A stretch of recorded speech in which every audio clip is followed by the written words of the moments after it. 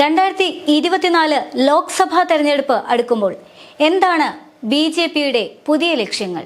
വീണ്ടും ഒരു മോദി ഭാരതം സൃഷ്ടിക്കുവാൻ ബി.ജെ.പിക്ക് സാധിക്കുമോ? എന്തെല്ലാമാണ് ബി.ജെ.പിയുടെ പുതിയ പ്രചരണ തന്ത്രങ്ങൾ? വരാനിരിക്കുന്ന ലോക്സഭാ തെരഞ്ഞെടുപ്പിൽ കേരളത്തിൽ അത്ഭുതം സംഭവിക്കുമെന്നാണ് കേരള കേന്ദ്ര ബി.ജെ.പി ഘടകം പ്രതീക്ഷ നൽകുന്നത്, അഥവാ അവർ പ്രതീക്ഷ വെക്കുന്നത്. എന്തുകൊണ്ടായിരിക്കാം കേരളത്തിൽ ബി.ജെ.പിക്ക് അത്ഭുതം സൃഷ്ടിക്കാൻ സാധിക്കുമെന്ന് പറയുന്നത്? അതിനുള്ള കാരണങ്ങൾ കഴിഞ്ഞ തെരഞ്ഞെടുപ്പിൽ നിന്നും ബി.ജെ.പിക്ക് ലഭിച്ചിട്ടുണ്ട്. എന്തു തന്നെയായാലും കേരളത്തിൽ ബി.ജെ.പി ഉന്നം വെക്കുന്ന 6 മണ്ഡലങ്ങൾ തിരുവനന്തപുരം, ആറ്റിങ്ങൽ, പത്തനംതിട്ട, തൃശൂർ, മാവേലിക്കര, പാലക്കാട് തുടങ്ങിയ മണ്ഡലങ്ങളാണ്. അതിൽ സ്ഥാനാർത്ഥി പട്ടികയുടെ സാധ്യതയും മുൻപേ എത്തിക്കഴിഞ്ഞു. തൃശൂരിൽ സ്വാഭാവികമായും സുരേഷ് ഗോപി തന്നെയായിരിക്കും. സുരേഷ് ഗോപി മുൻപേ തന്നെ അതിനുള്ള പടയൊരുക്കവും ആരംഭിച്ചിട്ടുണ്ട്. ആറ്റിങ്ങലിൽ കേന്ദ്രമന്ത്രിയായ വി മുരളീധരനായിരിക്കും സ്ഥാനം. അതേസമയം തിരുവനന്തപുരത്ത് മറ്റേതെങ്കിലും കേന്ദ്രമന്ത്രിയെ നിർത്താനായിരിക്കും സാധ്യതയെന്ന വിവരങ്ങളും പുറത്തു വരുന്നുണ്ട്. എല്ലാ മണ്ഡലങ്ങളിലും കേന്ദ്രത്തിന്റെ മേൽനോട്ടത്തിലായിരിക്കും അതിന്റെ പ്രചരണങ്ങൾ നടക്കുക. എല്ലായിടത്തും അമിത്ഷായുടെ പ്രത്യേക കണ്ണുമുണ്ടായിരിക്കും. അതായത് കേരളം കേന്ദ്ര ബി.ജെ.പി ഘടകം ഫോക്കസ് ചെയ്ത് കഴിഞ്ഞിരിക്കുന്നു. അതുകൊണ്ട് തന്നെ കേരളത്തിൽ അത്ഭുതം സൃഷ്ടിക്കാൻ സാധിക്കുമെന്ന് അവർ ഉറച്ചു വിശ്വസിക്കുന്നു. മറ്റൊരു പ്രധാനപ്പെട്ട കാര്യം, ഈ തെരഞ്ഞെടുപ്പുമായി ബന്ധപ്പെട്ട് തെരഞ്ഞെടുപ്പിന്റെ സമയത്ത് മാത്രമേ RSS രംഗത്ത് വരികയുള്ളൂ എന്നുള്ളതാണ്. മറ്റൊന്ന്, തെരഞ്ഞെടുപ്പിന്റെ ഫണ്ട് കൈകാര്യം ചെയ്യുന്നതിൽ നിന്നും RSS മാറി നിൽക്കുമെന്ന വിവരങ്ങളും പുറത്തു വരുന്നുണ്ട്. ഇനി എന്തുകൊണ്ടാണ് കേരളത്തിൽ ബി.ജെ.പിക്ക് അത്ഭുതം സൃഷ്ടിക്കാൻ കഴിയുമെന്ന് പറയുന്നതിന്റെ പ്രധാന പ്രതീക്ഷ അഥവാ പ്രചരണ തന്ത്രം എന്ന് പരിശോധിക്കാം. അതിൽ പ്രധാനപ്പെട്ടത് ഇന്ത്യ മുന്നണി വന്നതോടുകൂടി UDF-ഉം LDF-ഉം ഒന്നായി എന്ന് പ്രചരിപ്പിക്കുമെന്നുള്ളതാണ്. അതായത് കേരളത്തിൽ LDF-ഉം UDF-ഉം ഒന്നായിരിക്കുമെന്നും മോദി തന്നെയായിരിക്കും അടുത്ത പ്രധാനമന്ത്രിയെന്നും മോദിക്ക് തന്നെയായിരിക്കും അടുത്ത വിജയമെന്നും ബി.ജെ.പി പ്രചരിപ്പിക്കും. അതോടെ കേരളത്തിലെ LDF UDF എന്ന വോട്ടിംഗ് ശതമാനത്തിൽ ഇടിവ് വീഴും. അതായത് രണ്ടാം മുന്നണിയായി ബി.ജെ.പി തന്നെ ഉയർന്നു വരാനുള്ള സാധ്യത അവർ മുൻകൂട്ടി കാണുന്നു. മോദി സർക്കാർ കേന്ദ്രത്തെ ഇത്ര വലിയ വികസനത്തിലേക്ക് നയിക്കുമ്പോൾ അതിൽ നിന്നും ഇനിയും CPIM മാറി നിൽക്കണമോ എന്നുള്ള ആശയം കൂടി മുന്നോട്ട് വയ്ക്കും. കൂടാതെ മറ്റൊരു പ്രധാനപ്പെട്ട ഘടകം, ഭരണവിരുദ്ധ വികാരത്തെ UDF-ന് അനുകൂലമാകാതിരിക്കാൻ ശ്രദ്ധിക്കും. അതായത് കഴിഞ്ഞ പുതുപ്പള്ളി ഇലക്ഷനിലെല്ലാം തന്നെ കേരളത്തിലുണ്ടായിരുന്ന പ്രതീക്ഷ എന്ന് പറയുന്നത്, അതായത് കേരളത്തിലെ UDF-നുണ്ടായിരുന്ന പ്രതീക്ഷ എന്ന് പറയുന്നത് ഭരണവിരുദ്ധ വികാരമാണ്. അതിപ്പോൾ ഒരുപക്ഷെ ഈ നവകേരള യാത്രയുമായി ബന്ധപ്പെട്ടും കഴിഞ്ഞ ദിവസങ്ങളിലെ പ്രതിസന്ധിയും സംഘർഷവും എല്ലാം ചൂണ്ടിക്കാണിക്കുന്നത് അത്തരത്തിലൊരു ഭരണവിരുദ്ധ വികാരം ഉണ്ടാകാനുള്ള സാധ്യതയുണ്ട് എന്നാണ്. അത്തരത്തിലൊരു സാധ്യതയുണ്ടെങ്കിൽ ആ സാധ്യത UDF-ന് അനുകൂലമാകാതെ അത് ബി.ജെ.പിക്ക് അനുകൂലമാക്കാനായിട്ട് ശ്രദ്ധിക്കും.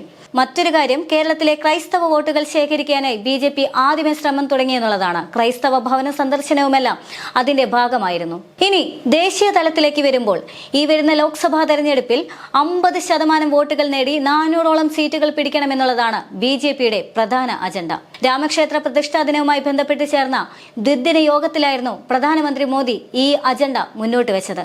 കഴിഞ്ഞ തവണത്തെ തെരഞ്ഞെടുപ്പിൽ 300ഓളം സീറ്റുകൾ നേടാനായി ബി.ജെ.പിക്ക് സാധിച്ചിട്ടുണ്ട്. പക്ഷേ കേവലം 37% വോട്ടുകൾ നേടാൻ മാത്രമേ ബി.ജെ.പിക്ക് സാധിച്ചിട്ടുള്ളൂ. അതുകൊണ്ട് തന്നെ ഇത്തവണത്തെ ലക്ഷ്യം എന്ന് പറയുന്നത് 50%ഓളം വോട്ടുകൾ ശേഖരിക്കുക എന്നുള്ളതാണ്. മാത്രമല്ല കന്നി വോട്ടർമാരെ കൂടുതൽ ഫോക്കസ് ചെയ്യുമെന്നും ബി.ജെ.പി പറയുന്നുണ്ട്. അതായത് യുവാക്കളുടെ വോട്ടുകൾ കിട്ടുന്ന തരത്തിലായിരിക്കും പ്രചരണം മുഴുവൻ മുന്നോട്ട് നീങ്ങുക. ഇതിന് ഒരു ഉദാഹരണം എന്ന് പറയുന്നത്, രാമക്ഷേത്ര പ്രതിഷ്ഠാ ദിനവുമായി ബന്ധപ്പെട്ട് അത് ലൈവായി തന്നെ പ്രചരിപ്പിക്കണമെന്ന് കഴിഞ്ഞ ദിവസം മോദി പറയുകയുണ്ടായിരുന്നു. സോഷ്യൽ മീഡിയകളിലെല്ലാം ഇത്തരത്തിൽ ലൈവായി പ്രദർശിപ്പിക്കുന്ന സമയത്ത് അത് വലിയ തോതിൽ യുവാക്കളിൽ ഒരു സ്വാധീനമുണ്ടാക്കാൻ കഴിയുമെന്ന് കഴിഞ്ഞ ദിവസം തന്നെ നമ്മൾ ചൂണ്ടിക്കാണിച്ചതുമാണ്. അത് തന്നെയാണ് ഇത്തവണ ബി.ജെ.പിയുടെ ലക്ഷ്യവും. യുവാക്കളെ കൂടുതൽ ഫോക്കസ് ചെയ്യുന്നു. യുവാക്കളിലേക്ക് കൂടുതൽ ബി.ജെ.പിയുടെ ഹിന്ദുത്വ എന്ന അജണ്ടയും ആശയവും കൊണ്ടുവരാൻ ശ്രമിക്കുന്നു. അടുത്തതായി പ്രചരണത്തിൽ പാവപ്പെട്ടവർക്കും യുവാക്കൾക്കും കർഷകർക്കും സ്ത്രീകൾക്കും പ്രാമുഖ്യം നൽകും. അതായത് ഇത്തരക്കാരെ മുന്നിൽ നിർത്തിക്കൊണ്ടായിരിക്കും ബി.ജെ.പിയുടെ അടുത്ത പ്രചരണ തന്ത്രം. അവർക്കായി ഒരുപാട് ക്ഷേമ പദ്ധതികൾ മുന്നോട്ട് വയ്ക്കും. ഇനി പ്രചരണവുമായി ബന്ധപ്പെട്ട് ബി.ജെ.പി മുന്നോട്ട് വയ്ക്കുന്ന നിർദ്ദേശങ്ങൾ നോക്കാം. മധ്യപ്രദേശ്, ഉത്തർപ്രദേശ് സംസ്ഥാനങ്ങളിലെ ബൂത്ത് മാനേജ്മെന്റ് മാതൃകയാക്കണമെന്ന് പറയുന്നുണ്ട്. കൂടാതെ പ്രഖ്യാപനത്തിന് കാത്തു നിൽക്കാതെ പ്രചരണം നേരത്തെ തുടങ്ങണം. റെക്കോർഡ് വിജയത്തിനായി തയ്യാറെടുക്കേണ്ടതുണ്ട്. മണ്ഡലങ്ങളെ ക്ലസ്റ്ററുകളായി വിഭജിച്ച് ജനുവരി 15-ന് ശേഷം യോഗങ്ങൾ ആരംഭിക്കും. യുവമോർച്ച രാജ്യത്തുടനീളം 5000 സമ്മേളനങ്ങൾ സംഘടിപ്പിക്കും. ജനുവരി 22-ന് തുറക്കുന്ന രാമക്ഷേത്രം തെരഞ്ഞെടുപ്പിൽ ബി.ജെ.പിയുടെ മുഖ്യ വിഷയമാകും. ഇതിനു മുന്നോടിയായി ജനുവരി 3 മുതൽ രാജ്യമെമ്പാടും എല്ലാ ഗ്രാമങ്ങളിലും 10 കോടി കുടുംബങ്ങളെ ചെരാത് കത്തിക്കൽ പരിപാടിക്കായി തയ്യാറാക്കും. കൂടാതെ ഈ ഡിസംബർ 30-ാം തീയതി പ്രധാനമന്ത്രി നരേന്ദ്രമോദി റെയിൽവേ സ്റ്റേഷനുകളും വിമാനത്താവളങ്ങളിലും ഉദ്ഘാടനം ചെയ്യാനെത്തുന്നതോടുകൂടി തന്നെ റോഡ് ഷോയും നടത്തും. നോക്കൂ, എത്ര അച്ചടക്കപൂർവമാണ് BJPയുടെ പ്രചരണ തന്ത്രമെന്ന്, എത്ര സംഘടനാപരമായാണ് BJP കാര്യങ്ങൾ മുന്നോട്ട് കൊണ്ടുപോകുന്നതെന്ന്.